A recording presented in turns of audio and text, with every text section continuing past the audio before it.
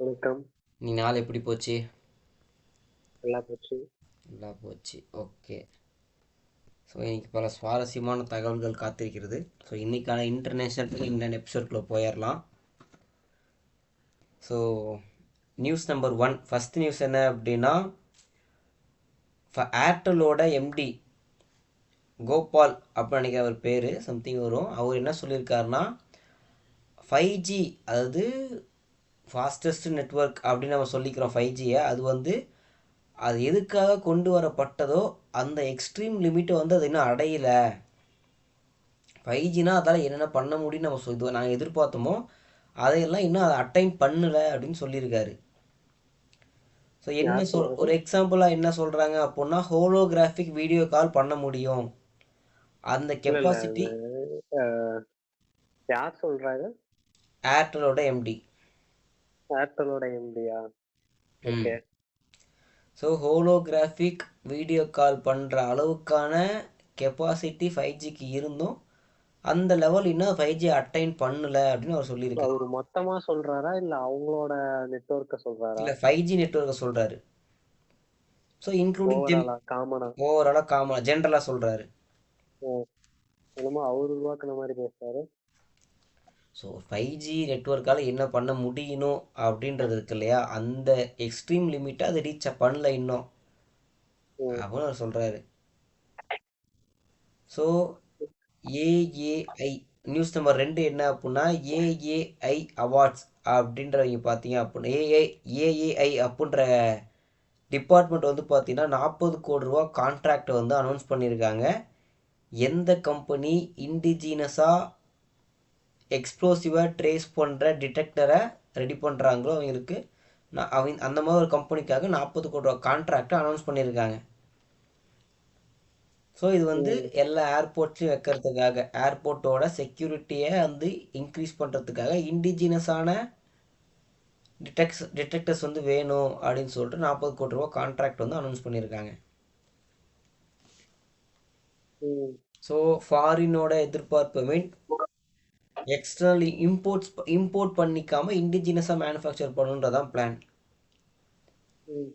So news number third news என்ன அப்படின்னா, நவி மும்பைன்னு சொல்லி ஒரு ஏர்போர்ட் ஒன்று கட்டிட்டு இருந்தாங்க, இன்டர்நேஷ்னல் ஏர்போர்ட் ஒன்று கட்டிட்டு இருந்தாங்க மகாராஷ்டிராவில். ஸோ இந்த நவி மும்பை ஏர்போர்ட் பார்த்தீங்கன்னா டிசம்பர் 25லேருந்து ஆப்ரேஷன் வருது, கமர்ஷியல் ஆப்ரேஷனுக்கு வருது. துவக்கி வைக்கப்படுகிறது டிசம்பர் 25ஆம் தேதி. நல்லா இருக்கு.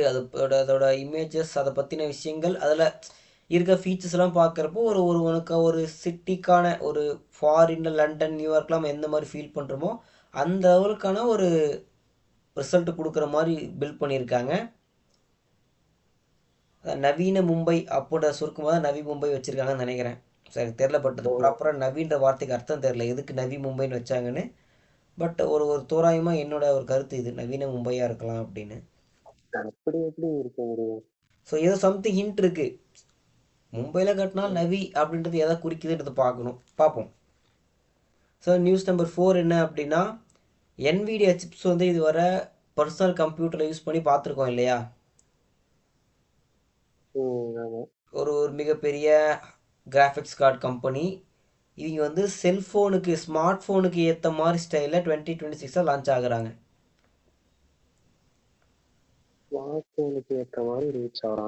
ஆமாம், 2026 லேப்டாப்பில் கிராஃபிக்ஸ் கார்டுக்காக, ப்ராசஸருக்காக பண்ணிட்டு இருந்த இந்த கம்பெனி அவங்களோட டார்கெட்டை ஸ்மார்ட் ஃபோன்ஸ் பக்கமும் திருப்புறாங்க. ஸோ இவங்க சிப்பு உலகத்தில் ஒரு குறிப்பிட்ட டைம் வரைக்கும் ரொம்ப வைடாக எல்லாரும் யூஸ் பண்ணப்பட்டது. நம்பர் 1 அப்படின்ற பேரை வாங்கின ஒரு கம்பெனி. அப்புறம் சில அமெரிக்காவுக்கும் சைனாவுக்கும் உள்ள டேரிஃப் பிரச்சனையால் நிறைய அடி வாங்கினாங்க, அது ஒரு பக்கம். பட் ப்ராடக்ட் வைஸ் ரொம்ப ரீச்சான ஒரு கம்பெனி. பட் இப்போ ஸ்மார்ட் ஃபோனுக்கு வரதுனால ஸ்மார்ட் ஃபோன் இண்டஸ்ட்ரியில் என்னென்ன மாறுபாடுகள் வரலாம் அப்படின்றது நம்மளால் கணிக்க முடியல. ஏன்னா இப்போதைக்கு இருக்கிற சிப் எல்லாமே இந்த குவாட்காம், அப்புறம் ஸ்னாப் ட்ராகன் இந்த மாதிரி தான் ஓடிட்டுருக்கு. இப்போ என்விடியா இதுங்களை கூட கம்பேர் பண்ணுறப்ப எவ்வளோ அவுட் பர்ஃபார்மன்ஸ் பண்ண போகுது அப்படின்றத நம்ம லான்ச் 2026 லான்ச் ஆக போகிறப்போ தான் நம்ம ரிசல்ட் கண்ணில் பார்க்க முடியும். ஸோ இப்போ மார்க்கெட்டில் ஒரு 3வது பெரிய மும்முனை போட்டின்னு சொல்லுவாங்க இல்லையா பாலிடிக்ஸில். ஸோ இவங்க ஒரு மும்முனை ம். போட்டியாக வருவாங்க. ரீப்ளேஸ் பண்ணிடுவாங்களா ரெண்டு பேர்த்தையும், ஸ்னாப் ட்ராகனையும் அப்புறம் வேற என்ன ப்ராசஸ் சொன்னேன், குவாட்காமா, ம். குவாட்காம். இந்த ரெண்டு ப்ராசரையும் இவங்க வந்து ரீப்ளேஸ் பண்ணுவாங்களான்னு பொறுத்து வந்து பார்ப்போம். ம். யூனிஃபைடு ஐடென்டிட்டி, யூஐடிஏஐன்னு சொல்கிறோம் இல்லையா, ஆதாருக்கான டிபார்ட்மெண்ட், ம். Unified identity detection authority of India. அவங்க வந்து பார்த்த அப்படின்னா எல்லாரோட ஆதார் இப்போ இந்த ஸ்கீம் வந்து எனக்கு இது டென்ஷன் பண்ணுற ஸ்கீமாக இருக்குது. இப்போ எல்லாருக்கும் ஆதார் கார்டு கொடுத்துட்டாங்க. அந்த ஆதார் கார்டில் அந்த சின்ன ஸ்மார்ட் கார்டு போட்டு வச்சுக்கலாம், ஆதார் கார்டு குட்டியா. அதில் ஃபோட்டோ, ஃபோன் நம்பரு, வயசு, அப்புறம் அட்ரஸ் எல்லாம் மென்ஷன் ஆகிருக்கும். இதெல்லாம் கொடுத்துட்டு இன்னைக்கு என்ன சொல்கிறாங்க அப்படின்னா, ஃபோட்டோவும் கியூஆர் கோடு மட்டும் இருக்கும், பேரோ வயசோ அட்ரஸோ இருக்காது, பர்சனல் டீட்டெயில்ஸ் அதுவுமே இருக்காது, வெறும் ஃபோட்டோவும் கியூஆர் கோடு இருக்க மாதிரி மட்டும் நாங்கள் கார்டு கொடுக்க போகிறோம் அப்படின்னு சொல்லியிருக்காங்க. பர்சனல் டீட்டெயில்ஸை பாதுகாக்கிறாங்களாம். எந்த கார்டு? ஆதார் கார்டு இல்ல, எந்த கார்டு? ஆதார் கார்டு. இல்லைப்பா, அந்த ஆதார் கார்டுலேயே ஒருத்தர ஒரு ஏடிஎம் கார்டு மாதிரி ஒரு மாடலில் கொடுக்குறாங்கல்ல, கார்டா. அந்த கியூஆர் கோட்ல இப்ப என்ன இருக்கும்? அந்த கியூஆர் கோடை ஸ்கேன் பண்ண மூலிமா டீட்டெயில்ஸ் கிடைக்குமா, கண் பார்வைக்கு தெரியாதான். இது இது இது இது எதுக்கு இது தேவையில்லாம அப்படின்ற மாதிரி தான் இருக்கு. ஆதார் கார்டு தான் சேஃப்னு சொல்லிட்டீங்க, இப்போ எதுக்கு இது தேவையில்லாமல் இந்த பேர் இதெல்லாம் மறைச்சிக்கிட்டு, ஒன்று வரத்துக்கு முன்னாடி இதை கொண்டு வந்திருக்கணும். இப்போ இதை கொண்டு வரது மூலிமா என்ன சேஃப்டி கிடைக்க போகுதுன்னு தெரில. ஆக்சுவலி இந்த கவர்மெண்ட் மேல எல்லாருக்கும் இதேதான் பிரச்சனை. இதை கொண்டு வந்து என்னப்பா பண்ண போறீங்க, இதை கொண்டு வந்து என்னப்பா பண்ண போறீங்கன்னு தான் எல்லாரும் ஒவ்வொருத்தரும் கேட்டுக்கிட்டே இருக்காங்க. ஒவ்வொரு இது போட போகுது. இல்லை இப்போ இந்த ஸ்கீம் வந்து ஆல்ரெடி மக்களுக்கு டீட்டெயில்ஸ் எல்லாம் தெரிஞ்சுட்டு தான் இருக்கு. தெரியாத இதுக்கு மேலே தெரியாமல் மறைச்சி இதனால என்ன பயன்றதால நம்ம இப்போ கேட்குறோம். மற்ற எந்த ஸ்கீம் இந்த மாதிரி சொல்கிறாங்க? ஆக்சுவலி ஸ்கீமுங்கிறத விட அவங்க பண்ற நடவடிக்கைகள் எல்லாமே எஸ்ஐஆரையும் அப்படிதான் சொல்லிக்கிட்டு இருக்காங்க. அதாவது மக்கள் வந்து ஒரு விஷயம் நல்லா புரிஞ்சுக்கும், சரி, மக்களுக்கு என்ன டேட்டா கிடைக்குதோ அந்த டேட்டாவோட இன்புட்டை வச்சு தான் அவங்களோட நாலேஜுக்கு ஏற்ப அதை வந்து இன்டர்பிரட் பண்ணி ஒரு அவுட்புட் கொடுப்பாங்க. ஸோ நம்மக்கிட்ட பேசக்கூடிய ஒரு நபரோட வார்த்தைகளுமே அவங்களோட நாலேஜ் லெவலோட அவுட்புட்டாக தான் நம்ம பார்க்கணும்.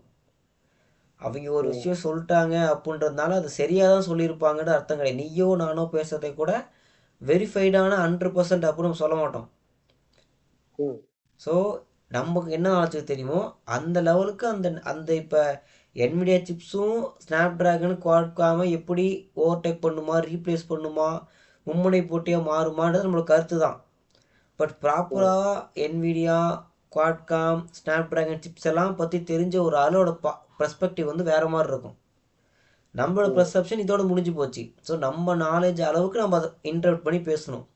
இதே மாதிரி தான் எல்லாரும் அவங்களோட நாலேஜ் எந்த லெவலுக்கு இருக்கோ அதை வச்சு அவுட்புட்டை கொடுப்பாங்களே தவிர அவங்க நாலேஜை கொடுக்குற அவுட்புட் தான் கரெக்டான அவுட்புட்னு எடுத்துக்க முடியாது. ஆமா, அது எல்லா விஷயத்துலயும் அப்படிதான். பெரும்பான்மையான மக்கள் என்ன பேசுறாங்களோ அதுதான் உண்மையா இருக்கணும். பெரும்பான்மையான மக்களுக்கு உண்மை தெரியாம இருந்து அவங்க பேசுனாங்கன்னா அதுவும் உண்மையா இருக்கலாம்ல. ஆமா, ஒரு பொய்யை திரும்ப திரும்ப சொல்லிட்டு இருக்கிறது மூலமா அதை உண்மையாக்கிடலாம். ஓகேவா? ஸோ ஒருத்தங்க பொய் அடிக்கடி திருப்பி சொல்றாங்க அப்படின்னு அதை நம்ம உண்மை ஏற்றுக்கணும் அவசியம் கிடையாது. இல்ல, அது உண்மைன்னு ஏத்துக்கிட்டு தான் போய் ஆகணும். இல்லப்பா, அது நீ ஏத்துக்கிற அப்படின்றதுனால அது உண்மை ஆயிராதுன்னு சொல்றேன். இப்ப எஸ்ஐஆர் பிரச்சனை அது ஆயிராதுங்கிறது அடுத்து. ஆனா வந்து அதை உண்மைன்னு ஒத்துக்கலாம், அப்புறம் நம்மள பத்தி தரணும் சொல்றேன். இந்த மாதிரி அதாவது ஒரு முட்டாள் கிட்ட ஆர்கியூ பண்றதே முட்டாள்தனம் தான். சரி, நான் தலையாட்டிட்டு அடுத்த கண்டென்ட் டிராவல் ஆகி போறது நமக்கு டைமுக்கு பெஸ்ட். அதுதான் சொல்றேன். அவங்க போயிட்டு அது எது உண்மை போய் நீ லேட்டர் பீரியட் டெஃபினிஷன் நீ தெரிஞ்சுக்கணும். அவங்க சொன்னது உண்மையா போய், ஏன்னா அவங்ககிட்டயே டிஸ்கஸ் பண்ணிட்டு இருந்தேன் அப்படின்னா டைம் வேஸ்ட்டு. பட் நீ ஓன் செல்ஃபாக தெரிஞ்சிருக்கணும். எஸ்ஐஆர் பிரச்சனை அப்படின்னு சொல்லி நிறைய பேர் வைடாக சொல்கிறாங்கன்னு சொல்கிறோம். பீகாரில் எலெக்ஷன் நடந்துச்சு. அங்கேயும் எலெக்ஷனுக்கு 1 மந்த்துக்கு முன்னாடி தான் எஸ்ஐஆர் ப்ராசஸ் ஸ்டார்ட் பண்ணி முடித்து எலெக்ஷன் நடத்தி முடித்தாங்க. 65 லட்சம் பேரை வந்து ஓட்டர் லிஸ்ட்ல இருந்து தூக்கி இருக்கதா சொன்னாங்க. ஒரு கட்சி நபரோ இல்லை ஒரு தனிப்பட்ட நபரோ என்னோட பேர் வரலன்னு எந்த விதமான அகெயின்ஸ்ட் கம்ப்ளைண்ட்டும் வரல. ஆமா 65 லட்சம் பேர்ல நீக்கினதுல அட்லீஸ்ட் 10 பேரோ 100 பேரோ 1000 பேரோ பாதிக்கப்பட்டிருந்தாங்கன்னா அது ஒரு பெரிய இஷ்யூவா. இது வந்து ஆப்போசிட் பார்ட்டிக்கு இதுதான் தேவைப்படுற விஷயம். ஒருத்தனோட ஓட்டு விட்டு போயிடுச்சு அப்படின்னா அது ஒரு மிகப்பெரிய இஷ்யூவாக்கி நடத்துகிற எலெக்ஷனே போய் ரீஎலெக்ஷன் வைங்கின்ற அளவு கொண்டு போயிருப்பாங்க. அவங்களுக்கு எதிராக கிடைக்கும் அப்படின்னு பார்த்துட்டு இருக்க சூழல்ல எந்த விதமான போராட்டமும் நடக்காம சுமூகமாக நடந்து முடிஞ்சுது. இப்போ 100 பேர் ஓட்டர் ஐடியா இருக்க இடத்துல 45 பேர் ஓட்டு போடுறாங்க அப்படின்னா அதுக்கான பர்சன்டேஜ் 45% ஓட்டர் வந்து டேர்ன் அவுட்டாக ஓட்டு போட்டிருக்காங்க. 45% ஓட்டு போட்டிருக்காங்க. இதே 100ன்றது லிஸ்ட்டை வெரிஃபை பண்ணுறப்ப 75 தான் உண்மையான ஆட்கள். 25 பேர் அவங்க செத்துட்டாங்களோ இடம் மாதிரி போயிட்டாங்களோ கண்டுபிடிக்க முடியலையோ அதை விட்டுரு. அந்த 75ல் 45ன்றது கிட்டத்தட்ட 50%க்கு மேலே. அதாவது இப்ப நீங்க வந்து ஒரேடியா இப்படி சொல்லி ஒரு முட்டுக்கட்டைய போட்டுறீங்க. பட் ஆனா ரியாலிட்டியில இங்க என்னன்னா இதெல்லாம் உட்காந்து பண்ணிக்கிட்டு இருக்க அளவுக்கு ஓட்டு அவ்வளவு முக்கியம் இல்ல. ஒரு குடிமகன் வந்து அப்படிதான் நினைக்கிறான் ஆக்சுவலி. ஏன்னா அவனுக்கு அடுத்தடுத்த ப்ரெஷர் இருக்கு. அவன் அடுத்தடுத்த வேலைக்கு போகணும். அவன் அவன் வாழ்க்கையை பார்க்கணும். அதுல இதெல்லாம் உட்காந்து நோண்டிக்கிட்டு இருக்கணுமா அப்படிங்கிறதுனாலதான் அவன் இதை பத்தி எல்லாம் பெருசா பேசுறது கிடையாது. ஏன் ஏன் இத பத்தி மட்டும் இல்ல, ஜென்ரலா நடக்கிற எதை பத்தியுமே பேசுறது கிடையாது. இப்ப நம்ம ஜென்ரலா டே டு டே வரலங்க உடனே நீங்க என்ன சொல்லிடுறீங்க? இல்ல பிரச்சனையே நடக்கல அப்படின்றீங்க. ஆமா பிரச்சனை நடக்கல, உண்மைதானே, பொய் சொல்லல. அது உண்மையா இருக்கணுங்கிறது கிடையாது. என்னப்பா ஒவ்வொருத்தனுக்கும் 1008 வேலை இருக்கு. இதுல உனக்கு வந்து ஓட்டு போடுறது, இவங்க வந்து என்ன இது பண்ணிட்டாங்க அதுக்குன்னு உட்காந்து நீதி கேட்டுட்டு இருக்கிறதுக்கு ஒரு டைம் இல்லை யாருக்கும். ஒரு சொல்றேன், இது வந்து நீ ஒரு ஏன்னா அவன் வந்து போனை நோண்டிட்டு வீட்லயே ஜம்முன்னு உட்காந்துக்கிட்டு இருக்கான். இதுல வந்துட்டு எனக்கு ஓட்டு இல்ல இது இல்ல அது இல்லைன்னு உட்காந்துட்டு வந்து கேட்டுட்டு இருப்பான். நிம்மதியா விடுங்கடான்னு தான் சொல்லுவான்.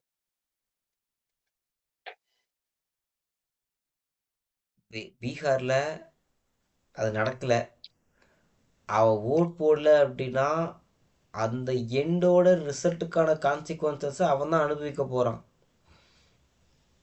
ஸோ இதனால தான் ஓட் போடுறது ஒரு குடிமகனோட உரிமை, ரெண்டாவது குடிமகனோட பொறுப்புன்னு ஏன் சொல்றாங்கன்னா, ஒருத்தர் 2 பேர் எலெக்ஷன் நிற்கிறாங்க, ஒருத்தர் நல்லவன் ஒருத்தர் கெட்டவன். கெட்டவனுக்கு 5 பேர் ஓட்டு போட்டாங்க, நல்லவனுக்கு 3 பேர் ஓட்டு போட வரல அப்படின்னா ஆட்டோமேட்டிக்காக அவன் ஜெயிச்சிடறான்.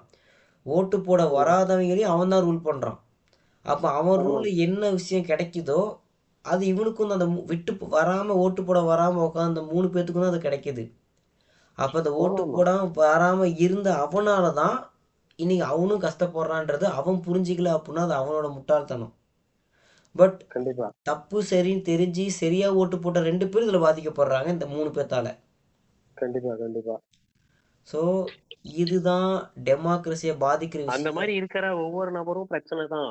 ஆனா அதுக்கு என்ன பண்றது, மக்கள் அப்படிதான் இருக்காங்கிறது தான் ரியாலிட்டி. ஆமாப்பா, அவங்க பிரச்சனைக்கு அவங்களே வழிவகுத்துக்கிறாங்கன்னு சொல்றேன். ஆமா, பல வருஷம் அதனால சரியா முடிவெடுக்கக்கூடிய ஆட்களும் பாதிக்கப்படுறோம்னு சொல்றேன். ஆமா, இந்த வீட்லயே சொகுசு பார்த்துக்கிட்டு டிக்கி நோக்காம உட்காந்துருக்கவனுங்கெல்லாம் வந்து அவனுங்கனாலதான் இன்னைக்கு நாடு பிரச்சனையா இவ்வளவு பிரச்சனை இருக்குது, அவங்க தான் காரணம். பட் அது அவங்களுக்கு அதை பத்தி கவலை கிடையாது. பட் அவங்க தான் அஃபெக்ட் ஆகுறாங்கிறது எங்களுக்கு தெரியாது. இந்த ஒரு படத்துல ஒரு சீன் வரும், நாய்க்கு வந்து எலும்பு துண்டு போடுவாங்களாம், அது கடிச்சு சாப்பிட்றப்ப அது வாயிலே குத்தி ரத்தம் வருமா, வர்றது நம்மளோட ரத்தம் தான் தெரியாம எலும்புல தான் ரத்தம் வருது, நாய் திருப்பி திருப்பி கடிச்சு பிளட் லாஸ் ஆகி செத்தே போயிருமா. இவ்வளவுதான் டேக்அவே அவனுக்கு புரிஞ்சிருக்கும்னு நினைக்கிறேன். இதுதான் இங்க நடந்துகிட்டு இருக்கு. அவங்க அக்கறை எல்லாம் விட்டுறாங்க, அதன் தொடர்ச்சியா அவங்களே பாதிக்கப்படுறாங்க, அதே கன்னியூ ஆயிட்டு இருக்கு. ஸோ எஸ்ஐஆர்ல நிஜமே பாதிக்கப்பட்டிருந்தாங்கன்னா அவன் உரிமைக்காக அவனே குரல் கொடுக்கலன்றது அவனோட தப்பு. கண்டிப்பா. ஸோ அதுக்கு வந்து கவர்மெண்ட் பொறுப்பாக முடியாது. கேள்வி கேட்டிருந்தாங்கன்னா அது பெரிய இஷ்யூவா கொண்டு இப்போ போயிருப்பாங்க. வந்து 1 மாசத்துல தான் எல்லாம் பண்ணி முடிச்சாங்க. அங்க எதுவும் நடக்கலையேன்னு ஒரு வார்த்தைய போடுறீங்க. ஆனா வந்து 1 மாசத்துல பண்ணி முடிச்சுட்டாங்க. இவங்க அதாவது கொஞ்சம் ஒரு 6 மாசமாவது டைம் இல்ல அப்டின்னா, ம். இருக்கிற கொஞ்ச நேரத்துல நான் எனக்கு என்னால நான் விடுபட்ட அந்த இடத்த போய் நான் சேர்த்திக்கணும். அதாவது எனக்கு வந்து அ என்ன ஓட்டர் லிஸ்ட்ல சேர்த்தல. நான் சேர்த்திக்கிறதுக்கு எனக்கு வந்து மினிமம் வந்து ஒரு ஒரு ஒரு மந்த் 1 மந்த் தான் இருக்கு. அப்படிங்கிற பட்சத்துல அவன் எப்படி போய் பண்ணுவான்? ஒரு 6 மந்த்ஸ் இருந்தா கூட சரி இப்ப பண்ணிக்கலாம், அப்ப பண்ணிக்கலாம்ன்னு சொல்லிட்டு எப்படியோ 6 மாசத்துக்குள்ளார போய் பண்ணுவான். கான்செப்ட் புரிஞ்சுக்கோ. எலெக்ஷன் கமிஷன்ல இருந்து இந்த லிஸ்ட்டுக்காக ஒரு கவர்மெண்ட் ஆஃபீஸரை புக் ரெடி பண்ணுறாங்க, மீன் ஒர்க் கொடுக்குறாங்க. அந்த ம். ஆஃபீஸர் கூட அந்த லோக்கலில் அங்கீகரிக்கப்பட்ட, அதாவது ஒரு எலெக்ஷன்லையாச்சும் நின்று ஒரு குறிப்பிட்ட பர்சன்டேஜ் ஓட்டு வாங்கி ரெஜிஸ்டர்டான கட்சி ஆட்கள், கட்சியோட பூத் ஏஜென்ட், அவங்க கிட்ட ஒரு சின்ன ஏரியா, அந்த அந்த சட்டமன்றம் அப்படின்னா அந்த அந்த ஏரியாவோட சின்ன ஒரு பார்ட்டோட லிஸ்ட்டை வந்து அவங்க கிட்ட கொடுத்துருப்பாங்க அந்த கட்சிக்காரங்க. எலெக்ஷன் கமிஷன் தான் நம்ம வாங்கிக்கலாம், ஒரு காப்பி வாங்கிக்கலாம். இந்த age commission, government election commission அனுப்பக்கூடிய அந்த அந்த ஸ்டாஃப் கூட 2 கட்சி 3 கட்சி இருக்குன்னா அந்த கட்சியோட ஆட்களும் அந்த லிஸ்ட்டோட வருவாங்க.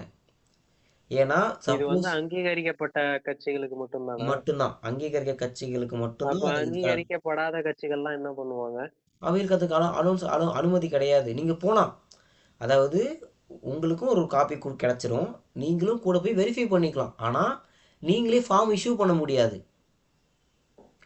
எலெக்ஷன் கமிஷன் நீயும் கூட போ, கூட போய் செக் பண்ணிக்கோன்றதை சொல்லிடுறாங்க. அவங்க போகக்கூடாதுன்னு எங்கேயுமே சொல்லலை. உன் ஓட்டு அந்த வீட்டில் இருக்குது, கவர்மெண்ட் நாங்கள் வந்து அந்த ஓட்டை வந்து எடுக்காமல் விட்டுருவோம் நீங்கள் நினச்சிங்கன்னா நீங்களும் கூட போங்க, அந்த வீட்டு ஆட்கள் இங்கே தான் இருக்காங்கன்றதை சொல்லி அந்த ஃபார்ம் ஃபில் பண்ணுங்க அப்படின்னு சொல்கிறாங்க. அதுக்கு அனுமதி இருக்குது. எந்த கட்சி தோத்துச்சோ அந்த கட்சியோட ஆட்கள் ஏன் கீழே பூத் லெவல் ஏஜென்ட்ஸ் ஏன் போய் வெரிஃபை பண்ணல அவங்க கூட போய்? உன் கட்சிக்கு அப்படிங்கிற ஒரு கேள்வி எழுது. உன் கட்சிக்கு ஓட்டு வர வேண்டியது முக்கியம் அப்படின்னா நீ இறங்கி வேலை செய்யணும், கரெக்டா? ம். இப்போ தமிழ்நாட்டில் 2 3 மிகப்பெரிய கட்சிகள் இருக்காங்க. அவங்க கட்சிகளோட பூத் லெவல் ஏஜென்ட் ஒரு ஏரியாவுக்கு 20 பேர் 30 பேர் இருப்பாங்க. ஒரு 1500 ஓட்டு அப்படின்னா 10 பேர் இருக்காங்கன்னா ஒருத்தனுக்கு 1400, ஒரு 14 ஓட்டு ஒருத்தனுக்கு வச்சுக்க, 10 பேர் இருக்காங்க, 140 தான் ஆச்சா? அப்போ எவ்வளோ பிரிக்கிறது? 1400னா சரி 1000 பேர் வச்சுக்கோமே, 10 பேர் இருக்காங்க, ஒருத்தருக்கு 100 ஓட்டு. 100 பேர் கரெக்டாக அந்த ஓட்டு லிஸ்ட்டு ரெடி பண்ணி சப்மிட் பண்ணிட்டாங்கன்னு வெரிஃபை பண்ண வேண்டிய அந்த அந்த 10 பூத் ஏஜென்ட்டோட வேலை. ஒரு பூத் ஏஜென்ட்டுக்கு 100 பேரா, அந்த 100 பேர் ஃபார்ம் கரெக்டாக ஃபில் ஆகி அவங்க ஸ்டாஃப் கைக்கு போச்சான்னு இவர் உறுதிப்படுத்திக்கணும். அப்படி அந்தந்த தொகுதியில் ஒரு ஒரு கட்சியும் பண்ணுறப்போ ஒருத்தருக்கு 2 டைம் வெரிஃபை ஆகுது. கவர்மெண்ட் ஏஜென்ட்டு, அந்த ஃபஸ்ட்டு கட்சி, 2வது கட்சி, 3 டைம் மொத்தம் வெரிஃபிகேஷன் நடக்குது. எலெக்ஷன் கமிஷனே யாராச்சும் வீடு வரப்போ வீடு பூட்டி இருந்துச்சு அப்படின்னா 3 டைம் ஆள் அனுப்புவாங்க அந்த பர்டிகுலர் வீட்டுக்கு மட்டும், அவங்க இருக்காங்களான்னு ஃபார்ம் கொடுத்து ஃபில் பண்ணுறதுக்கு. இது இல்லாமல் கட்சிக்காரங்க பார்த்துட்டே இருக்காங்க, அந்த வீட்டுக்காரன் வேலைக்கு போயிருக்கான், வேலையை விட்டு வந்தோடனே எப்போ அது மாதிரி வந்துட்டு போனாங்க, ஃபார்ம் போய் வாங்கி சைன் பண்ணி கொடுத்துருங்கன்னு சொல்லிட்டு போவாங்க. ஸோ இவ்வளவு விஷயத்தான பீகார் நடந்திருக்கு 1 மந்தில். ஸோ அங்கே எந்த பிரச்சனையும் நடக்கலன்னு சொல்லி சொல்கிறாங்க. நடக்கலை, நடக்காததை நடக்கலன்னு சொல்கிறாங்க. ஸோ ஏன் நடக்கலை? வேலைக்கு போயிருப்பாங்க, 3 டைம் பண்ணாங்க, அப்பயும் கண்டுக்கல. அப்போ கட்சி ஆட்கள் என்ன பண்ணுறாங்க? கட்சி ஆட்கள் இருந்து பண்ணியிருக்கணும்ல, மிஸ் ஆனவங்கள சேர்த்திருக்கணும்ல. அப்போ எல்லாருமே அங்கே நிஜமாலுமே குறிப்பிட்ட லட்சம் பேர் செத்துட்டாங்க, குறிப்பிட்ட லட்சம் பேர் இடமாற்றம் அடைஞ்சிட்டாங்கன்றதான் உண்மை. அதாவது இந்த இடத்துல இருந்து மாறி அவங்க இப்போ இப்போ நெத்திமேட்லேருந்து மாறி முனிப்பங்க மீன் 3 ரோட்டுக்கு வந்துட்டாங்க, குடி மாறிட்டாங்க. ஆனால் இங்கேயும் அவங்களுக்கு ஓட்டு இருக்கும், அங்கேயும் ஓட்டு இருக்கும், 2 ஓட்டு கவுண்ட் ஆகிருக்கும். அப்போ இங்கே இருக்கிற அந்த பழைய ஓட்டை கேன்சல் பண்ணுறாங்க, செத்து போன நபரோட ஓட்டை கேன்சல் பண்ணுறாங்க. இதனால இதெல்லாம் மொத்தமாக டோட்டலாக சேர்த்து 65 லட்சம் ஓட்டு வருது. ஸோ இந்த செத்து போனவன் வந்து கேட்க போகிறதில்ல. 2 ஓட்டு வச்சிருக்கவன் என் ஏரியா அது, எனக்கு அங்கே ஒரு ஓட்டு இருக்குது, இந்த ஏரியா என் ஓட்டு என்ன பண்ண போனால் அவன் கண்டுக்க மாட்டான், விட்டுருவான், ஆட்டோமேட்டிக்காக நேம் கேன்சல் ஆயிரும். இது மட்டும் தான் 65 லட்சம் ஓட்டு. அதனால பிரச்சனை வரல. ம். 2, 3 பேர் வந்து பேர் மிஸ் ஆனதா சொல்லி கிளப்புனாங்க. அவங்களே இல்ல என் ஓட்டர் ஐடி என்கிட்ட இருக்கு. அதில் வந்து நான் ரெஜிஸ்டர் பண்ணிட்டேன்னு சொல்லி வீடியோ போட்டு அசிங்கப்படுத்தி விட்டாங்க பீகார்ல. புரியல. என்ன வீடியோ போட்டது? அதாவது இந்த பர்டிகுலர் நபர், இந்த ஒரு பர்டிகுலர் ஃபீமேலோட ஓட்டு வந்து மிஸ் ஆயிடுச்சு, லிஸ்ட்ல வரல அப்படின்னு சொல்லி ஒரு தலைவர் வந்து ப்ரெஸ்ல கொடுக்குறாரு. அந்த இஷ்யூ கொஞ்சம் பெருசாகிறப்போ அந்த பொண்ணு வந்து இல்லை நான் ஃபார்ம் ஃபில் பண்ணி கொடுத்துட்டேன், என் பேர் வந்து ஃபார்மில் இருக்குது, அந்த ஓட்டர் ஐடி லிஸ்ட்டு என் பேர் இருக்குன்னு சொல்லி அந்த அம்மா வீடியோ போட்டுருது மீடியாவை கூப்பிட்டு. ம். ஸோ அப்படியே அந்த இஷ்யூ அப்படியே அமைங்கிச்சு. ஏன்னா பொய் வந்த கம்ப்ளைண்ட்டு பொய் அப்படின்னாலும் வீடியோ அப்படியே அமைக்கிட்டாங்க. சரிப்பா, பீகாரை விட்டுரு. பீகாரில் இதுக்கு முன்னாடி பிஜேபி கவர்மெண்ட் இருந்துச்சு, அதனால எலெக்ஷன் கமிஷன் வச்சு இவங்க மூவ் பண்ணிட்டாங்கன்ற ஒரு டாக்ஸ் இருக்குது. தமிழ்நாட்டில் லாஸ்ட்டு 4 இயர்ஸாக ஒரு பெரிய கட்சி தான் ரூல் பண்ணிக்கிட்டு இருக்காங்க. இந்த இடத்துல பிஜேபிக்கு பவர் ரொம்ப கம்மி. ஏன்னா இது அவங்க கிட்டத்தட்ட இவங்க தமிழ்நாட்டில் பிஜேபி வந்ததே கிடையாது உருப்படியா.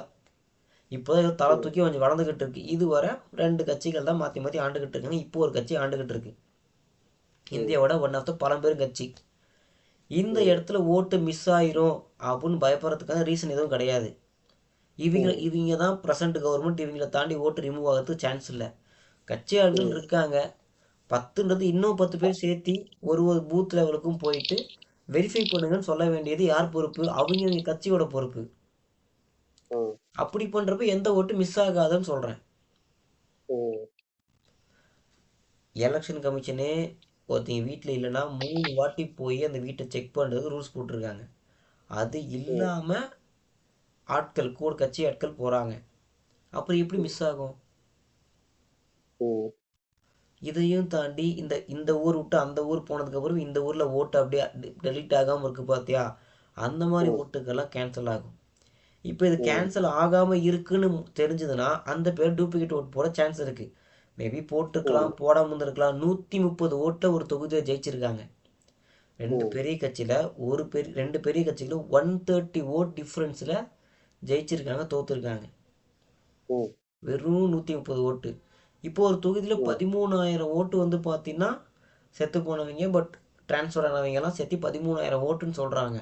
அப்போ 130 ஓட்டுலேயே வெற்றி தோல்வி நிர்ணயிக்கப்படுதுன்னா 13,000 ஓட்டு எங்கே இருக்குது? 4,000 ஓட்டு எங்கே ஸோ இருக்கு? இல்ல, அதாவது நம்ம ஃபர்ஸ்ட் ஸ்டார்ட் பண்ண லிங்கை விட்டு மாறிட்டோம்னு நினைக்கிறேன். அதாவது இந்த இந்த ஆதார் ஆப்ஷன்களை கார்டில் வந்து வைக்கிற இது என்ன அப்படின்னா, இந்த விஷயம் தேவையே இல்லையேப்பா, அதாவது இப்ப தேவையே இல்லையேப்பா, இல்ல முன்னாடியே பண்ணிருக்கலாமேப்பா, இப்போ டைம் இல்ல இருக்குப்பா, பண்ணும் போதே பண்ணிருக்கலாமேப்பா.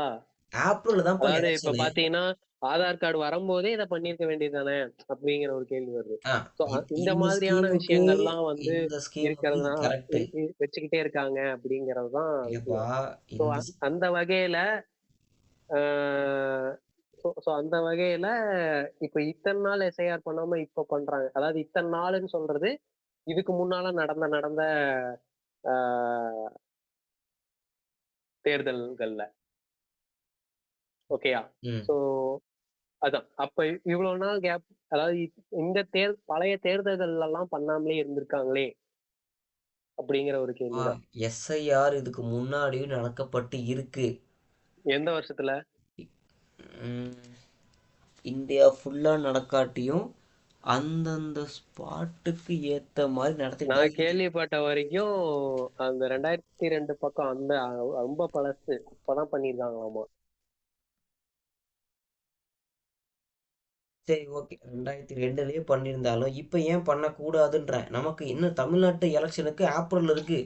John correct. ஃபெப் மார்ச் அதாவது ஏப்ரல் 4 என்னைக்காவது மாசம் ஒரு நாள் இருக்கு. இத பண்ணிதான் ஆகணும். ம் ஆனா இத்தனை ஆண்டுகளா பண்ணாம இருக்கும் போது ஒரு கேள்வி வருது, என்னடா அப்படின்ட்டு.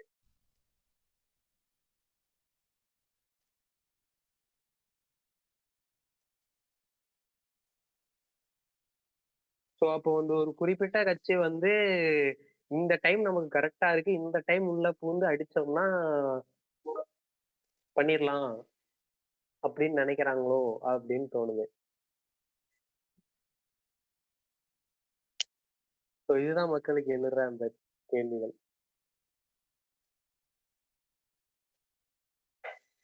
ஸோ சோ இது ஒரு பக்கம் இருக்க, இதுக்கு முன்னால பண்ண அந்த இந்த விஷயங்கள்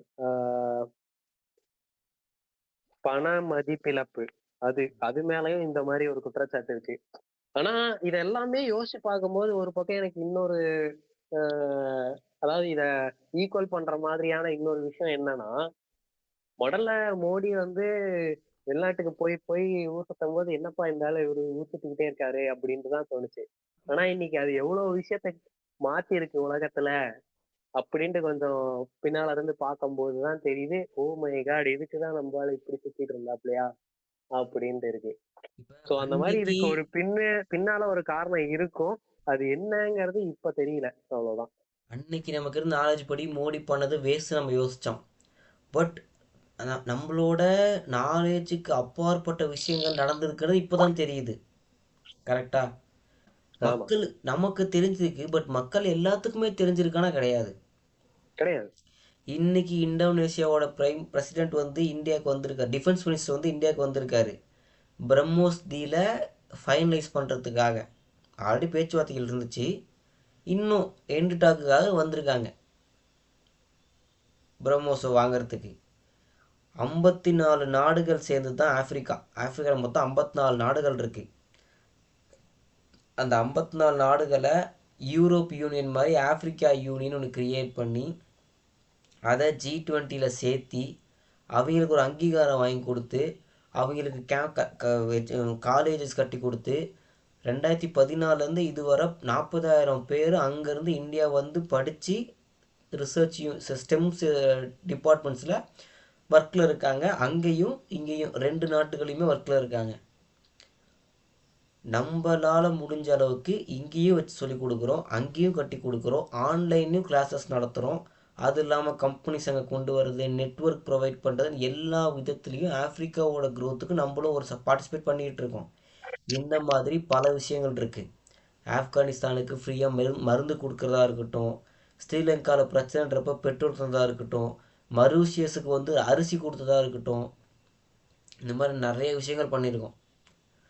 நம்ம உதவி வாங்கிட்டு இருந்த இடத்துலேருந்து இப்போ உதவி கொடுக்குற இடத்துக்கு வளர்ந்துருக்கோம். வெப்பன்ஸ் வாங்கின இடத்துலேருந்து வெப்பன்ஸ் தயாரித்து விற்கிற இடத்துக்கு வந்திருக்கோம். நேற்று யூஎஸுக்கு இந்தியாவிலேருந்து ஜெட்டுக்கு பயன்படுத்தக்கூடிய ஃபியூவல் வந்து இந்தியாவிலேருந்து சிக்காகோ, யூஎஸ்ஏ வெஸ்ட்டு, அது சிக்காகோவா கலிஃபோர்னியாவா, வெஸ்ட் கோஸ்ட், யூஎஸில் வெஸ்ட் கோஸ்ட்டுன்ற ஏரியா வந்து அங்கே சிக்காகோ கலிஃபோர்னியாவும் இருக்குது. யூஎஸில் வெஸ்ட் கோஸ்ட்ன்ற ஏரியாவுக்கு இங்கேருந்து ஜெட் ஃபியூவல் போயிருக்கு. ஃபஸ்ட்டு டைம் இந்தியாவிலேருந்து யூஎஸுக்கு வந்து ஜெட் ஃபியூவல் போகிறது. ஸோ அமெரிக்கா நம்மளை டிபெண்ட் பண்ணியிருக்காங்கன்றது ஒன் ஆஃப் த கிரேட்டஸ்ட்டு விக்ட்ரியை நான் பார்க்குறேன். எல்லோரும் அமெரிக்காவை டிபெண்ட் பண்ணியிருந்தப்போ அமெரிக்கா நம்மளை டிபெண்ட் பண்ணியிருக்காங்கன்றது எனக்கு ஆச்சரியமான விஷயமா இருக்குது. ஸோ நிறையா விஷயங்கள் நடந்துக்கிட்டு இருக்கு. டிமானிட்டேஷன் பண்ணப்போ இந்தியாவோட மணி பிரிண்டிங் மிஷினோட ஒரு சாம்பிள் வந்து பார்த்தீங்கன்னா இன்னொரு நாட்டு கைக்கு ரீச் ஆகிடுச்சு. அவன் இந்திய நோட்டை பிரிண்ட் பண்ணி இந்தியாவுக்குள்ளே சர்க்குலேட் பண்ணிட்டான் அப்படின்னா மணியோட வேல்யூ இழந்து இன்ஃப்ளமேஷன் எங்கேயோ போயிடும். எல்லார்ட்டையும் 1,00,000 ரூபான்றது ரொம்ப கேஷுவலாக வந்துருச்சுன்னா ஒரு பால் பேக்கெட்டோட விலை 1,00,000 ரூபா ஆயிரும். இனி எல்லார்ட்டையும் 1,00,000 இருக்கிறது இல்லை. பட் அந்த மணி பிரிண்டிங்கில் இஷ்டத்துக்கு பணம் அடிச்சிட்டாங்கன்னு வச்சுக்கோ, ஒரு கணக்கு வழக்கே எல்லாம் பணம் பிரிண்ட் பண்ணிட்டாங்கன்னா பணத்துக்கான மதிப்பே இருக்காது. 1,00,000 ரூபாய் 10 ரூபா கூட மதிக்க மாட்டாங்க. இன்றைக்கி 10 ரூபா கொடுத்து வாங்கக்கூடிய பால் பேக்கெட்டை நீங்கள் 1,00,000 ரூபா கொடுத்தா கூட வாங்க முடியாது. ஏன்னா எல்லார்ட்டையும் காசு இருக்குன்னு எல்லோரும் வாங்குவாங்க. அப்போ ஆட்டோமேட்டிக்காக ப்ராடக்ட் டிமாண்ட் வரும். டிமாண்ட் வரப்போ ப்ரைஸ் அதிகமாகும். ப்ரைஸ் அதிகமாகிறப்போ 1,00,000 ரூபா எல்லார்ட்டையும் இருக்குது அப்படின்னா பால் விலை 1,10,000 இருக்கும். அப்போ உன்கிட்ட 1,00,000 இருந்தும் அன்றைக்கி பால் வாங்க முடியாத சூழல் இருப்பனி. அதுதான் பொருள் விலை ஏறுறது. ஸோ எல்லார்ட்டையும் காசு அதிகமாக இருந்தால் பொருள் விலையும் அதிகமாகிரும். அப்போ சில பேரால் வாங்க முடியாது. டிமாண்டை கட்டுப்படுத்துறதுக்காக பண்ணுறது. அந்த பிரிண்டிங் மிஷின் வெளியே போயிடுச்சின்னு தகவல் கிடைச்சதுனால தான் நைட்டோடு நைட்டாக மாற்றினாங்க. இது அஃபீஷியலாக எனக்கு கிடைக்கல. இது வந்து சில ஆஃபீஸர்ஸ் பேசிக்கிட்டது மூலிமா எனக்கு கிடைச்ச தகவல். பட் இது வந்து லாஜிக்கலாக ஏற்றுக்கிற மாதிரி இருந்துச்சு. பட் நான் வந்து இது சம்மந்தமாக இப்போ நம்ம இதை பற்றி தேடி படித்து என்ன பண்ண போகிறோன்னு விட்டுட்டேன். மேபி நான் அதை தேடி பார்த்தோன்னா உண்மை தெரிஞ்சிருக்கலாம். எது உண்மை நமக்கு தெரிஞ்சிருக்கும். இப்போ இன்றைக்கி நேற்று பார்த்தோம் ஒரு கேஸ், ஒரு விமன் ஹராஸ்மெண்ட் எப்படியெல்லாம் கேஸ் மாறி இருக்கு, எப்படிலாம் ஜட்ஜ்மெண்ட் மீன் எப்படிலாம் ரூல்ஸ் அண்ட் இப்ப லாஸ் இத மாத்தி. வெளிய சொல்றதுல இது உண்மையா இருக்குதுங்கிற பட்சத்துல இத வெளிய சொல்றதுல கவர்மெண்ட்டுக்கு என்ன பிரச்சனை? இப்போ அசிங்கம்ப்பா. நம்ம நாட்டோட மணி பிரிண்டிங் மிஷின் இன்னொரு நாட்டு கையில கிடைச்சிருக்குன்றது வந்து அசிங்கம். அப்ப இந்த அளவுல தான் வேலை பார்த்துட்டு இருக்காங்க. ஆமா, இதோ ஒரு லீக் நடந்திருக்கு, அந்த லீக்கை ஓவர் நைட்டை சரி பண்றாங்க. அதுக்காக எவ்வளவு பேர கஷ்டப்படுத்திருக்காங்க. பா இது நடந்திருந்தா இந்தியா ஃபுல்லாவே கஷ்டப்பட்டிருக்கோன்றேன்.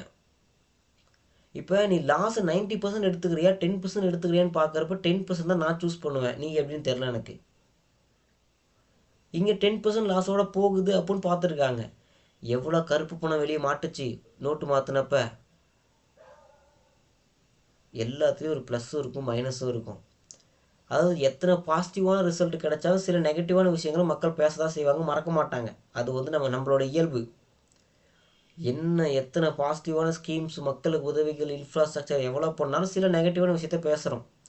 எல்லாத்தையுமே கம்ஃபர்டபுளாக பண்ணணும்னா அவங்களும் ட்ரை பண்ணுவாங்க. எந்த கவர்மெண்ட்டும் மக்களை கஷ்டப்படுத்தி நல்ல பேர் வாங்க முடியாது. அட்மோஸ்ட் அந்த ஒரு ஒரு ஒரு அரசியல் கட்சிக்கு என்ன தேவை? ஆட்சி பிடிக்கணும் அப்படின்றது தான் எல்லா அரசியல் கட்சிகளோட நோக்கமாக இருக்கும், ப்ரையாரிட்டியாக இருக்கும். ஆனால் இந்த மாதிரி ஓவர் நைட்டு மக்களுக்கு ஸ்ட்ரெஸ்ஸை கிரியேட் பண்ணுறது மூலிமா அந்த ஆட்சியை தக்க வைக்க முடியுமானா அது கஷ்டம். ஆனால் அதையும் மீறி ஏன் பண்ணுறாங்கன்னா அது கட்டாயம். அப்படி ஆக்சுவலி பண்ணி என்ன சொல்றீங்க? டிமானிட்டைசேஷனுக்கு இப்படி ஒரு விளக்கம் குடுக்குறீங்க. அப்போனா வந்து டிமானிட்டைசேஷன் வந்து இது பணத்தை மதிப்பிழக்க வச்சாங்க. ஆனா இவங்க என்ன பண்ணிருக்கணும், 1000 ரூபாய் 500 ரூபாய் நோட்டுக்கு வேற ஒரு நோட்டு தான் கொடுத்திருந்திருக்கணும். ஆனா இவங்க வந்து அது செல்லாதுங்கிற நோட்டு எதுக்கு மாதிரியே கொண்டு அடிச்சாங்க போறாங்க. அப்படின்றதும் கேள்வி. நானும் பேசினேன். இப்போ 1000 ரூபா அடுக்கிறப்போ ஒரு பெட்டியே வேணும், 2000 ரூபானா அரை பெட்டியில் அடிக்க முடிச்சிடலாம் அப்படின்னு நானும் கலாய்ச்சேன். ஆனால் ஏன் அந்த 2000 நோட்டு அடிச்சாங்கன்னு எனக்கும் ரீசன் புரியல. மேபி நம்ம ஃப்யூச்சரில் இதுக்குன்னு உட்காந்து தேடி பார்த்தோம்னா தெரியும். பட் நம்ம அந்த டாபிக் தெரியாமல் அதை பற்றி நான் எந்த கருத்தும் சொல்ல விரும்பல. அது ஏன் அப்படின்ற கேள்வி எனக்கு இதுவரை நான் யோசிச்சதில்லை. அதுதான் இந்த மாதிரி ஒரு கான்ட்ரவர்சி இருந்துகிட்டே இருக்குது. அதான்ப்பா, ஏன்ற கேள்வி, ஏன் 2000 ரூபா அடிச்சாங்கன்ற கேள்வி நான் இதுவரை வந்து யோசிக்கவே இல்லை. இதுதான் ஃபர்ஸ்ட் டைம். ஸோ இதுக்கான யோசனை இப்போ தான் கிரியேட் ஆகியிருக்கு. ஓ, இருப்பா, சொல்லுப்பா. அதான் என்ன அவ்வளவுதான். நம்ம இது வந்து ஒரு பாஸ்ட்டை வந்து இன்னும் டீட்டெயிலாக டெப்த்தாக பார்க்க வேண்டிய விஷயம். இது வந்து இன்னும் நடந்து சரி, அது முடிஞ்சது. தனியா பேசுவோம். இப்ப நம்ம மத்த தனியாக தான் நியூஸுக்கு பேசணும். போவோம். பட் வித்தவுட் ரீசன் ஒரு கவர்மெண்ட் மூவ் பண்ண மாட்டாங்கிறது என்னோட நம்பிக்கை. ஓகே. ஓகே, நம்ம வந்து அந்த அந்த ஆதார் டிபார்ட்மெண்ட் அந்த இவங்க என்ன பண்ணுறாங்கன்னா, இப்போ ஆதார் கார்டில் ஃபோட்டோஸ் அண்டு கியூஆர் கோடை மட்டும் வச்சுட்டு மற்ற எல்லா இன்ஃபர்மேஷனையும் ரிமூவ் பண்ணிடலாம். கியூஆர் கோடை ஸ்கேன் பண்ணுறது மூலயமா அவங்க அந்த இன்ஃபர்மேஷனை எடுத்துக்கிட்டோம். ஐ மீன் யூஆர் கோடை ஸ்கேன் பண்ணுறது மூலயமா அந்த ஆப் இருக்கும் இல்லையா, ஆதாருக்கு டிஜிலாக்கர் ஆப்பு, அதுக்குள்ளே இருக்க ஆன்லைன் ஃபார்மேட் ஆதார் வந்து காட்டுற மாதிரி அப்படி டிசைன் பண்ணலான்ற மாதிரி பேசியிருக்காங்க. ஸோ இதுவரை ஆதாரை மிஸ்யூஸ் பண்ணி ஜெராக்ஸ் போகிற இடத்துல அப்படின்ற மாதிரி மிஸ்யூஸ் பண்ணி பண்ணுறது நடந்திருக்கு.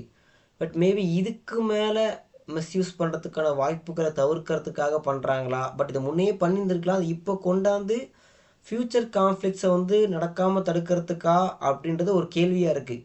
நான் இதை டிஃபெண்ட் பண்ணல. இதுவரை தவறுகள் நிறைய ஆதார் கார்டு மூலிமா வச்சு நிறைய மிஸ்டேக்ஸ் நடந்துச்சு, நிறைய அப்டேட் பண்ணாங்க. பட் இதுக்கு மேலே ஃப்யூச்சர் கான்ஃப்ளிக்ட் எதுவும் வராமல் இருக்கணுன்றதுக்காக இன்றைக்கி இதை கொண்டு வராங்களா, தவறுகள்லேருந்து கற்றுக்கிட்டு இப்போ இதை திருத்துறாங்களான்றது நம்ம இதுக்கு மேற்கொண்டு அடுத்து இதை இம்ப்ளிமெண்ட் பண்ணுறப்ப அவங்க இதுக்கான ரீசன்ஸ் எல்லாம் சொல்லுவாங்க, நமக்கு அப்போ தெரியும். இது வந்து இப்போதைக்கு சொல்லியிருக்காங்க இந்த மாதிரி பண்ணலான் இருக்கோம் அப்படின்னு. ஓகே, அடுத்து நம்ம பேசினது தான் இந்தோனேஷியாவோட டிஃபென்ஸ் மினிஸ்டர் வந்து டெல்லிக்கு வந்திருக்காரு பிரம்மோஸ் டீலோட அடுத்த கட்ட பேச்சுவார்த்தைகளை நிறைவு பண்ணுறதுக்காக. ஸோ பிரம்மோஸ் தான் நம்மக்கிட்ட இருக்கிறதுலே மிகப்பெரிய ஆயுதம், பிரம்மாஸ்திரம் மாதிரி. ஸோ அதில் நடக்கிற ட்ரேட் வந்து ஒரு நல்ல ஹியூஜ் அமௌண்ட் ஆஃப் ப்ராஃபிட்டை கொடுக்கும். அடுத்து நியூஸ் நம்பர் 7 பார்த்தா அப்படின்னா, ரஷ்யா வந்து இந்தியாவில் மும்பையிலையும் சென்னையிலையும் ஷிப்பு வந்து கப்பல் கட்டுமானமும் கிளஸ்டர் ரிப்பேரும், அந்த கிளஸ்டர்னா அந்த பின்னாடி ஃபேன் மாதிரி இருக்கும்ல, அது நினைக்கிறேன் கிளஸ்டர். அது மேப் பண்ணி பார்க்கணும் அப்படின்னு நினச்சேன். அது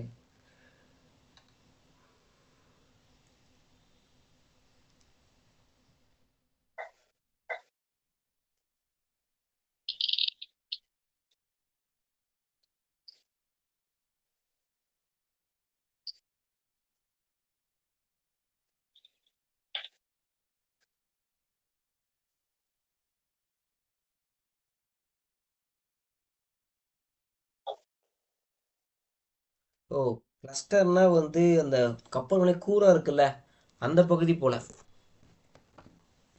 ஸோ அந்த பகுதிக்கு பில்ட் பண்ணுறதுக்கான இன்ஃப்ராஸ்ட்ரக்சர்ஸ் எல்லாம் ரஷ்யாவும் சேர்ந்து இந்தியாவில் மும்பை மற்றும் சென்னையில் அந்த கட்டுமான பணிகளை பண்ண போகிறதா சொல்லியிருக்காங்க. ஐடியா ப்ரப்போஸ் பண்ணியிருக்காங்க. இதை இந்தியன் கவர்மெண்ட் ஏற்றுக்கிட்டு டைப் பண்ணி பண்ணுறாங்களான்றது ஃபியூச்சர் அப்டேட்ஸை நம்ம பார்ப்போம். நியூஸ் நம்பர் 8 என்ன அப்படின்னா, கேரளாவில் இது வந்து இன்னைக்கு இன்னைக்கு கேரளாவில் ஹைகோர்ட்டில் கொடுக்கப்பட்ட ஜட்ஜ்மெண்ட் வந்து எனக்கு இருக்க நாலேஜ் அளவுக்கு ஃபாரினில் இந்த மாதிரி ஜட்ஜ்மெண்ட்லாம் கொடுத்துருப்பாங்க. இது இந்தியாவில் ஃபஸ்ட் டைம் ஹெவி பனிஷ்மெண்ட் தான். நேற்று நம்ம பார்த்த வீடியோவோட தொடர்ச்சி. கேரளா மலப்புரம் கோர்ட், இது வந்து போஸ்கோ கோர்ட்னு சொல்லுவாங்க. Prevention of offence against child sexual offence நினைக்கிறேன். Prevention of child sexual offence அதான் போஸ்கோன்றது. அது போஸ்கோன்னு சொல்லக்கூடாது, பட் அப்படியே சொல்லி ஷார்ட் ஃபார்ம் சொல்லி பழகிட்டாங்க. Prevention of child sexual offence அப்படின்றதுக்கு ஒரு கோர்ட் இருக்குது. அந்த கோர்ட் வந்து ஒரு மைனர் பொண்ணை வந்து மிஸ்யூஸ் பண்ணியிருக்கான். அவனுக்கு வந்து 178 வருஷம் வந்து ஜெயில் தண்டனை கொடுத்துருக்காங்க. ஸோ கிட்டத்தட்ட ஆயுள் தண்டனை அப்படின்றத அப்படி மென்ஷன் பண்ணாமல் இப்படி 178 இயர்ஸ் வந்து அவனுக்கு ப்ரிசன் அப்படின்னு சொல்லி, லைஃப் லாங் ப்ரிசன் 178 இயர்ஸ் அப்படின்னு சொல்லி மென்ஷன் பண்ணியிருக்காங்க. மேபி அவன் 178 வருஷத்துக்கு மேலே வாழ்ந்தானா வெளியே வரலாம். ஸோ இது இந்தியாவில் இதுதான் ஃபஸ்ட்டு இந்த மாதிரி ஜட்ஜ்மெண்ட் கொடுத்துருக்காது. நம்ம நேற்று பார்த்தோம் 18 வயசு கீழே மைனர் பொண்ணை மிஸ்யூஸ் பண்ணிட்டாங்க திரும்பி அப்படின்னா, பார்க்கணும் அப்படிங்கிறதுக்காக பண்ணியிருப்பாரோ என்னது. இது இது இது சரி, ஓகே. ஆயுள் தண்டனைன்னு சொல்லிட்டு போறதை விட்டுட்டு அதான்ப்பா, இந்த மாதிரி ஒரு சிரிப்பா இருக்கு. அப்ரோச் வந்து பார்த்தீங்கன்னா ஃபாரின்ல பண்ணுவாங்க. 200 வருஷம் ஜெயில், 500 வருஷம் ஜெயிலுன்னு. இப்போ அத்தனை வருஷம் வாழவே போகிறது, டெத் சென்டென்ஸே கொடுத்துட்டு போயிடலாம் அப்படின்ற மாதிரி இருந்தாலும் பட் கொடுக்குறாங்க. இதனால என்ன பயன்? ஒரே நாளில் சாகிறதுக்கும் வாழ்ந்து வாழ்ந்து கடைசியாக சாகிறதுக்கும் என்ன வித்தியாசம் அப்படின்னு தெரியல, பட் கொடுக்குறாங்க. பட் கொடுத்துருக்காங்களே நான் சந்தோஷப்படுறேன். இவங்கெல்லாம் வெளியே நடமாட விடாமல் கூண்டுக்குள்ளே போட்டு அடைச்சிருக்காங்கன்னு நான் சந்தோஷப்படுறேன், அவ்வளோதான். ஸோ நியூஸ் நம்பர் 9 என்ன அப்படின்னா, நம்ம முன்னையே பார்த்துருந்தோம். இந்த ஃபோன் பண்ணுற காலநிலை வந்து பார்த்தீங்கன்னா, அவங்க யார் ஃபோன் பண்ணுறாங்களோ அந்த நம்பரோட வெரிஃபைடு கேஒய்சி பேர் இருக்கும் இல்லையா, அந்த பேர் தான் டிஸ்பிளே ஆகும் அப்படின்ற மாதிரி பார்த்துருந்தோம். அதுக்கான ட்ரையல் ரன்னை பார்த்தீங்கன்னா வோடஃபோன் விஐ வந்து பார்த்தீங்கன்னா ஹரியானா ரன் பண்ணியிருக்காங்க. இப்போ நீ எனக்கு ஃபோன் பண்ணினா உன்னோட பேர் என்ன, அஃபிஷியல் டாக்குமெண்ட்டில் என்ன பேர் இருக்குது, அது மட்டும் தான் எனக்கு ஷோ ஆகும். நான் சேவ் பண்ண பேர் பக்கத்துலேயோ இல்லை அதுக்கு பதிலாகவோ. இதன் மூலிமா இந்த ஸ்பேம் காலெல்லாம் வந்து தவிர்க்க முடியும் அப்படின்றதுனால இப்படி கொண்டு வந்திருக்காங்க. இந்த ஜியோ ஏர்டெல் மாதிரி கம்பெனிஸ் எல்லாம் கால் பண்ணி விளம்பரம் பண்ணுறாங்கல்ல, அதுங்கெல்லாம் எப்படி இனிமேல் நடக்கும் அப்படின்னு தெரில. இந்த லோன் கலெக்ட் பண்ணுறவங்கலாம் எப்படி பண்ண போகிறாங்க அப்படின்னு தெரில. இது ஒரு விஷயம். பட் ஹரியானாவில் விஐ வந்து டெஸ்ட் ட்ரையல் முடிச்சிருக்காங்க. நெக்ஸ்ட்டு ஜியோ வந்து டெஸ்ட் ட்ரையல் பண்ண போகிறாங்க. ஸோ மார்ச் 2026 இந்தியா ஃபுல்லாக இதை வந்து இம்ப்ளிமெண்ட் பண்ணியிருக்கணுன்றது அந்த ட்ராயோட நோக்கம். மார்ச் 2026 ஆல் ஓவர் இந்தியா இதை இம்ப்ளிமெண்ட் பண்ணியிருக்கணும்னு பார்த்துட்ருக்காங்க.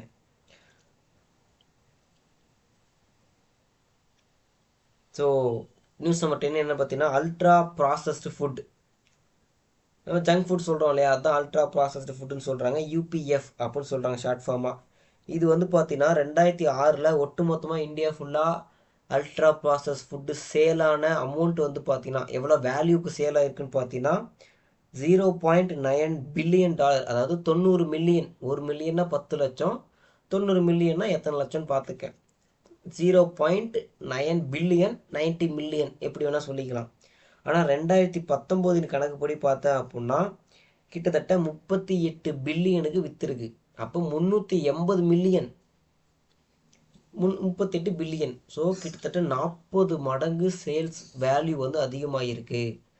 இது எங்கே ரிஃப்ளெக்ட் ஆகுது அப்படின்னா 2019 21 வரை எடுக்கப்பட்ட டெஸ்ட்டில் 129 பேர் ஒபிசிட்டியால் பாதிக்கப்பட்டிருக்காங்க. இந்தியாவில் இருக்க மக்கள் தொகையில் 29% வந்து ஒபிசால பாதிக்கப்பட்டிருக்காங்க. 10ல் ஒருத்தர் வந்து பார்த்தீங்கன்னா டயபெட்டிஸ் இருக்குது. இனி 10 பேர் விசாரித்தோம் அப்படின்னா ஒருத்தருக்கு கண்டிப்பாக டயபெட்டிஸ் இருக்க வாய்ப்பு இருக்குது அப்படின்னு சொல்கிறாங்க. 7ல் ஒருத்தருக்கு டயபெட்டிஸ் வரத்துக்கான அறிகுறிகள் நிறையா இருக்குது அப்படின்னு சொல்கிறாங்க. 140% பேருக்கு பார்த்தீங்கன்னா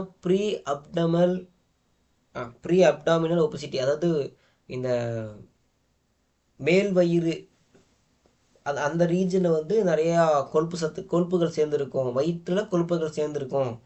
140 பேர் இந்த மாதிரி விஷயங்கள், வயிற்று அதிகமாக கொழுப்புகள் சேர்றது இருக்குது. இந்த அல்ட்ரா ப்ராசஸ் ஃபுட் சாப்பிட்றது மூலயமா நடக்கிற விஷயங்கள். தொப்பை போடுதுங்கிறது தான் அப்படி சொல்றாங்க. இல்லைப்பா, தொப்பை வேறப்பா, உடல் பருமன் வேற. இது டிஃப்ரென்ஸ் எப்படி சொல்றது? இப்போ உனக்கும் எனக்கும் தொப்பை இருக்கும், கரெக்டா? அது வந்து நம்ம சாப்பிட்ற எக்ஸஸ், மினிமம் எக்ஸஸ் தான். நீ சாப்பிட்ற சாப்பாடில் கொஞ்சம் எக்ஸஸ் ஆகும், அந்த எக்ஸஸ் சேவ் ஆகிருக்கும், அதுக்கு மேலே லிமிட் மாறாது. பட் ஜங்க் ஃபுட்டில் நிறைய ஃபேட் இருக்கும், நிறைய ஆயில் இருக்கும். வீட்டில் அப்படி பண்ண மாட்டாங்க. வீட்டில் ஏதாச்சும் ஒரு அக்கேஷனில் என்ன பிரகாரம் பண்ணுறாங்க. பட் இந்த ரெகுலராக ப்ராசஸ் ஃபுட் சாப்பிட்றப்ப அதில் போட்டிருக்க கெமிக்கல்ஸ் எல்லாம் சேர்றப்ப நம்ம ஸ்கின்னுக்கு கீழே உறுப்புக்கும் ஸ்கின்னுக்கும் நடுவில் ஃபேட் இருக்கும், அவங்களுக்கு உறுப்புக்குள்ளேயே ஃபேட் ஃபார்ம் ஆகும். ஸோ தோலுக்கும் உறுப்புக்கும் நடுவில் இருக்க ஒரு லேயரில் ஃபேட் இருக்கிறதும் ஃபேட்டி லிவர்னு சொல்கிறாங்கல்ல. ஸோ அந்த மாதிரி அந்த லிவர்லேயே ஃபேட்டு போய் அப்சர்வ் ஆக ஆரம்பிச்சிடுறது, ஸ்டோர் ஆக ஆரம்பிச்சிடுறது எக்ஸஸ் ஆகி. இதுதான் ஒபீஸ்ன்றது. ஸோ சில்ட்ரன், குழந்தைங்கள ஒபிசிட்டி வந்து பார்த்தீங்கன்னா 2.1லேருந்து இப்போ 3.4 அதிகமாக இருக்குது லெவல். ஸோ இது வந்து ஒரு துடிச்சிக்கிட்டு இருக்க ஒரு ஆரோக்கிய வெடிகுண்டு அப்படின்னு சொல்கிறாங்க. இது வெடிக்க ஆரம்பிச்சுன்னா பெரிய பிரச்சனை, இந்தியாவே மாட்டிக்கும்.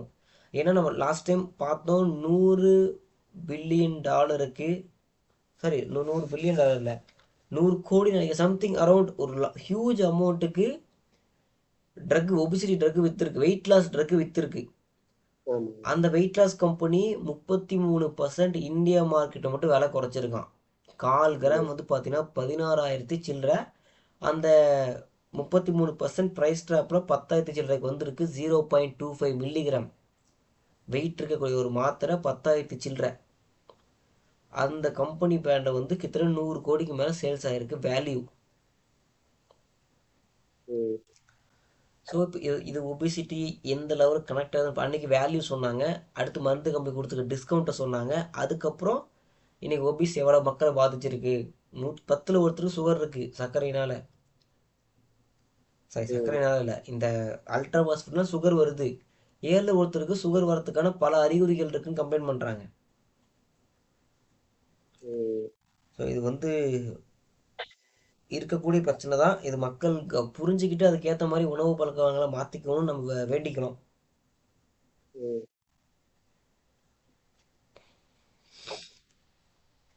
ஸோ இந்தியா வந்து யூஎஸ்க்கு வந்து பார்த்தீங்கன்னா ஃபியூவல் வந்து ஜெட் ஃபியூவல் வந்து ஷிஃப்ட்மெண்ட் பண்ணியிருக்காங்க, கொடுத்துருக்காங்க.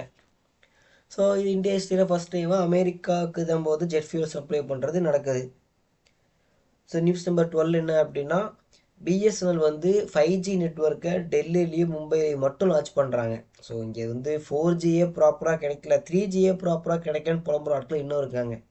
பர்டிகுலர் ஏரியாவில் மட்டும்தான் 4Gயே எடுக்குது, மற்ற ஏரியா 4Gயே எடுக்கிறது இல்லை அப்படின்னு சொல்கிற ஃபீட்பேக்ஸ் தான் அடிக்கடி கேட்டுட்டு இருக்கோம், பார்த்துட்டும் இருக்கோம்.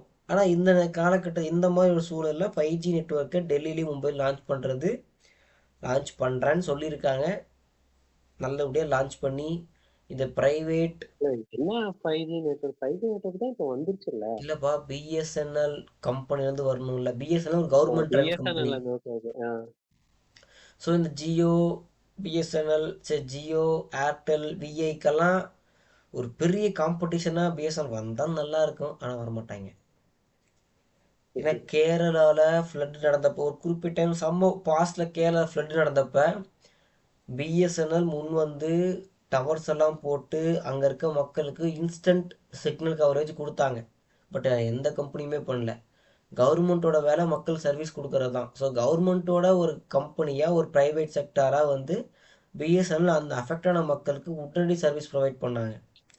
ஸோ அது இப்போ இதுதான் இன்னும் அந்த பிஎஸ்என்எல் கம்பெனி ஒரு வேளை உயிர் வாழ வச்சுக்கிட்டு இருக்கோம், அந்த அந்த அரை உசுல வாழ வச்சுக்கிட்டு இருக்கோன்னு யோசிக்க தோணுது. ஸோ இந்த பிஎஸ்என்எல் பிற்காலத்தில் வளர்ந்து ஜியோ, ஏர்டெல் போன்ற கம்பெனிகளுக்கு ஒரு சிம்ம சொப்பனமாக இருக்கணும் அப்படின்னு வேண்டிக்கலாம். நிறைய பில் போடுறாங்க மனசாட்சி இல்லாமல். ஓகே, அடுத்து நியூஸ் நம்பர் 13 என்ன அப்படின்னா, கோத்ரேஜ் நம்ம வந்து ஃப்ரிட்ஜு கம்பெனி கேள்விப்பட்டிருப்போம். அவங்க வந்து ஏரோஸ்பேஸ் கம்பெனி வச்சுருக்காங்க. கோத்ரேஜ் ஏரோஸ்பேஸ்லேருந்து ஃபஸ்ட்டு ஹியூமன் ரேட்டட், அதாவது மனிதர்கள் பயணிக்கக்கூடிய அளவுக்கான ஒரு இன்ஜின் L110 விகாஸ் இன்ஜின் அப்படின்ற இன்ஜினை டெவலப் பண்ணி இஸ்ரோவோட ககன்யான் மிஷனுக்கு கொடுத்துருக்காங்க. இந்த இன்ஜின் வந்து நம்ம அடுத்து நிலாக்கா மார்ஸுக்கோ போகிறதுக்கு ஒரு மிஷின் பிளான் பண்ணிகிட்டு இருக்கோம். ககன்யான் 4, ககன்யான் 2 3 தெரில. அந்த ககன்யான் மிஷினில் வந்து அந்த லான்ச் வெஹிக்கலில் இந்த இன்ஜின் யூஸ் பண்ணுவாங்க. அடுத்த நியூஸ் என்ன அப்படின்னா, நியூஸ் நம்பர் 14 வந்து பார்த்தா அப்படின்னா, ரஷ்யா முன்ன வந்து SU-57 நினைக்கிறேன், SU-57ன்றது ரஷ்யாவோட ஒரு பெருமையை தாங்கி நிற்கக்கூடிய ஸ்டெல்த் ஜெட்டு. அமெரிக்கா எப்படி F-35ஓ, ஃப்ரான்ஸுக்கு எப்படி ரஃபேலோ, அந்த மாதிரி ரஷ்யாவுக்கு SU-57 அப்படின்ற ஸ்டெல்த் ஜெட் வந்து ரொம்ப தன்மானத்துக்குரிய ஒரு பெருமைக்குரிய ஒரு டிஃபென்ஸ் அசட். ஸோ அந்த டிஃபென்ஸ் அசட்டை இந்தியாவில் 50% பார்க்கும்போது ப்ரொடக்ஷன் பண்ணுறதுக்கான கெப்பாசிட்டி ஹிந்துஸ்தான் ஏரோநாட்டிக்கல் லிமிடெட் கம்பெனிக்கு இருக்குன்னு சொல்லியிருந்தாங்க. யார்? ரஷ்யாவோட அம்பாசிடர் சொல்லியிருந்தாங்க. ஸோ இன்றைக்கி என்ன சொல்லியிருக்காங்கன்னா, இந்தியாவுக்கு SU-57 ஸ்டெல்த் ஜெட்டை வந்து கம்ப்ளீட்டாக இந்தியாவிலே மேனுஃபேக்சர் பண்ணுறதுக்கு தேவைப்படுற உதவிகளை ரஷ்யா பண்ணி கொடுக்கும் வித்தவுட் எனி ரெஸ்ட்ரிக்ஷன்ஸ் அப்படின்னு சொல்லி கொடுத்துருக்காங்க, எந்த விதமான நிபந்தனையும் இல்லாமல். ஸோ ரஷ்யாவோட மிகப்பெரிய, அதாவது நமக்கு ரஃபேல் இப்போ வந்து விஷயத்தை பார்த்தா அப்படின்னா, நம்ம ஃப்ரான்ஸ்ல தான் ரஃபேல் வாங்கியிருக்கோம். இப்போ தான் நம்ம இன்ஜின்லாம் டெவலப் பண்ணிக்கிட்டு இருக்கோம், ரஃபேல் அங்கேருந்து தான் வாங்கிட்டு இருக்கோம்.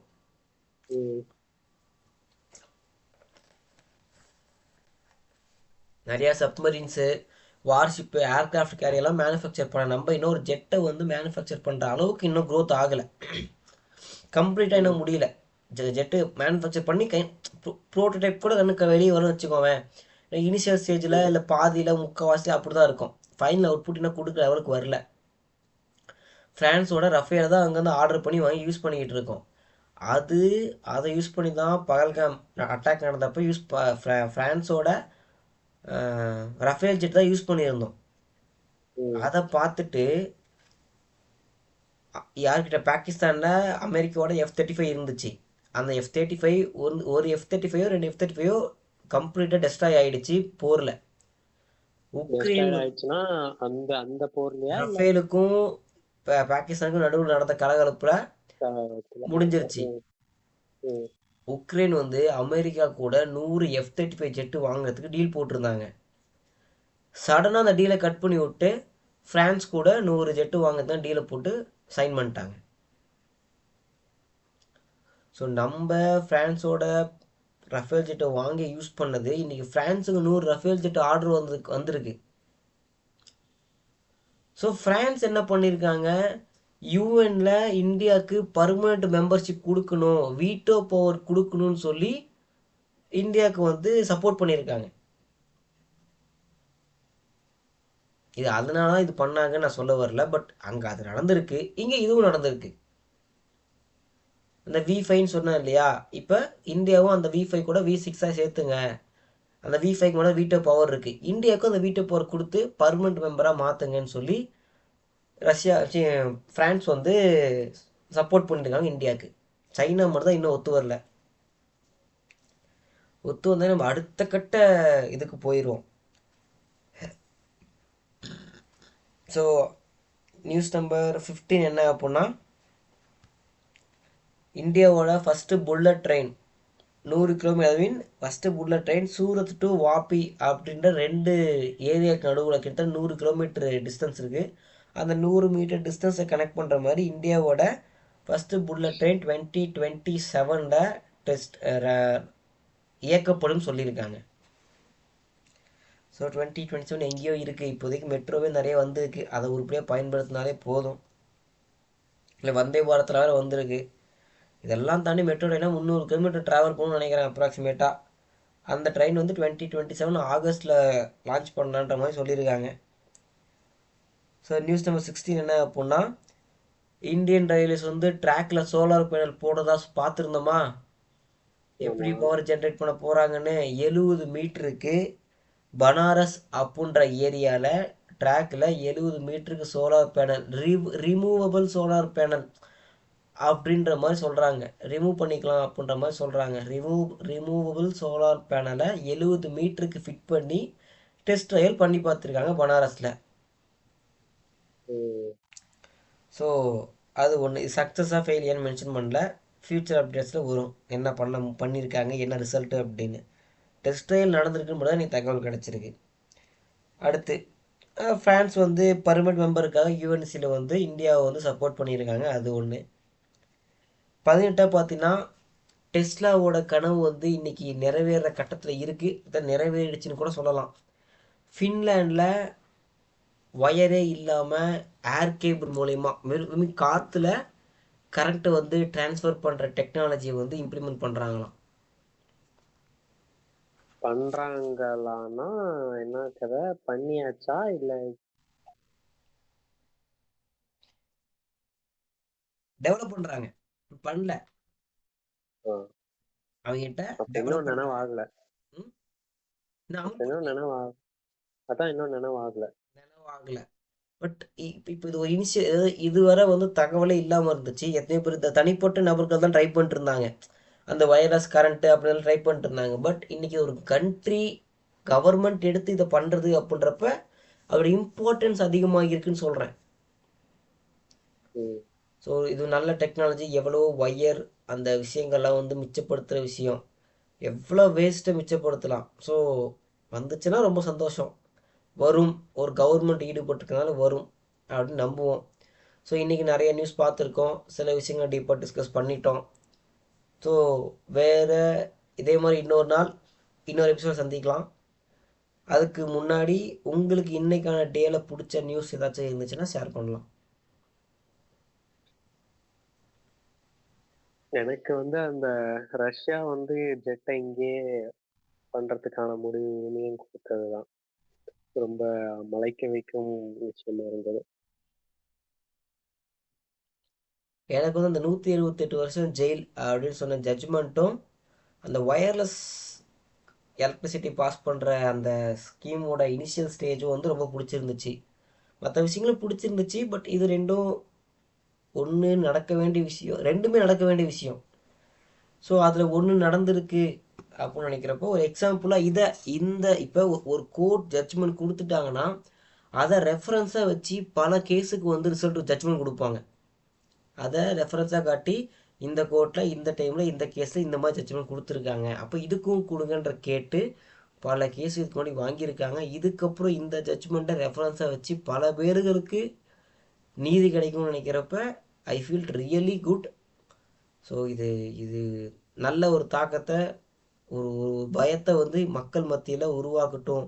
இதுக்கு மேலே விஷயங்கள் தவறுகள் நடக்காமல் இருக்கணும் அப்படின்னு வேண்டிக்கிட்டு இன்றைக்கான எபிசோட முடிச்சுக்கலாம். நன்றி, வணக்கம்.